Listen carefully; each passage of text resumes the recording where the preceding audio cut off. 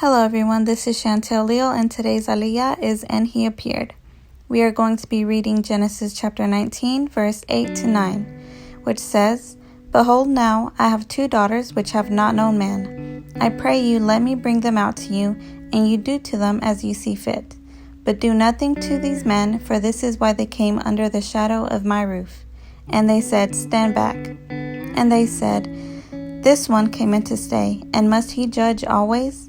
Now we will deal worse with you than with them. And they pressed hard upon the man, Lot, and came near to breaking the door.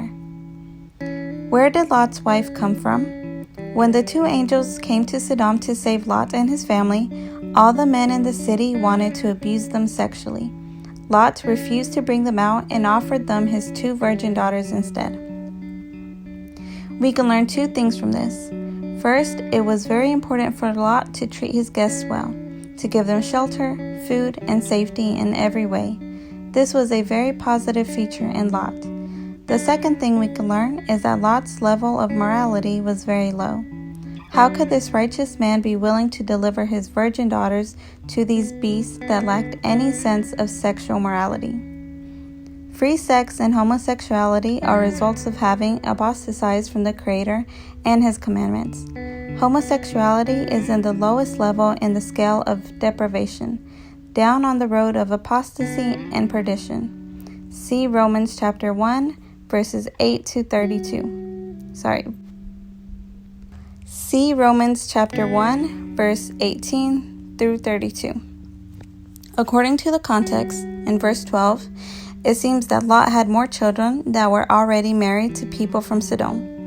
Now he just had 2 girls left at home, verse 15, and he didn't seem to care much that they would be degraded in their bodies and souls by this free sex practice. Where did these values come from? Not from Avraham Avinu, who had very high moral standards. The Hebrew text shows that these evil men said that Lot had come to Sodom alone, meaning single, because he had indeed come with many servants.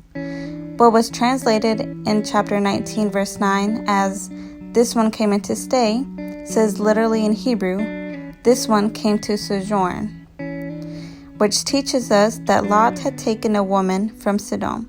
She was the descendant of Canaan, the one who treated Noah in such an evil manner when he was drunk and therefore was cursed.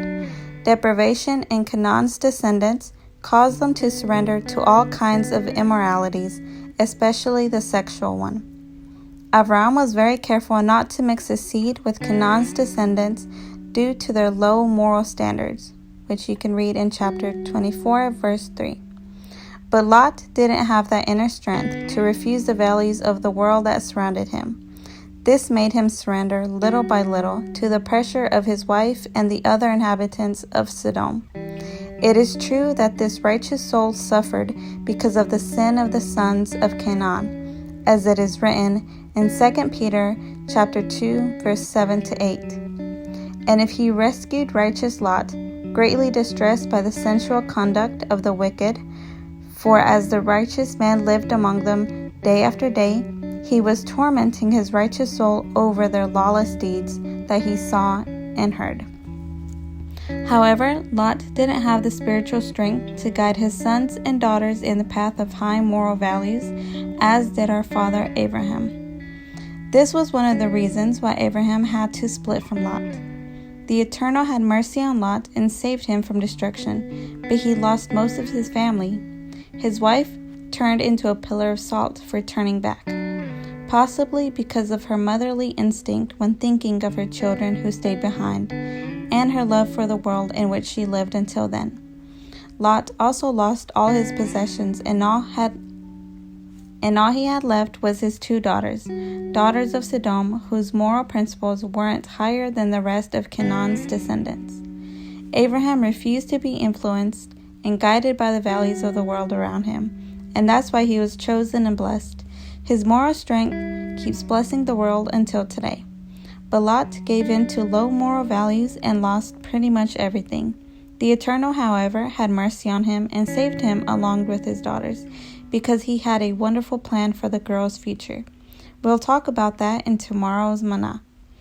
Let's reject Lot's behavior and follow our father Abraham's example, refusing to stain our souls with sin of the world around us.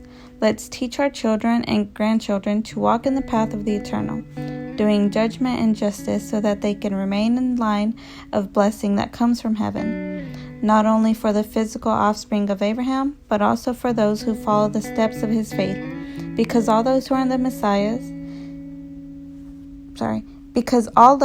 Messiahs are the seed of Abraham and heirs according to the promise, which is in Romans chapter 4, verse 9 through 13, and Galatians chapter 3, verse 29. Chazuk Uwarok. Be strong and blessed. Shalom.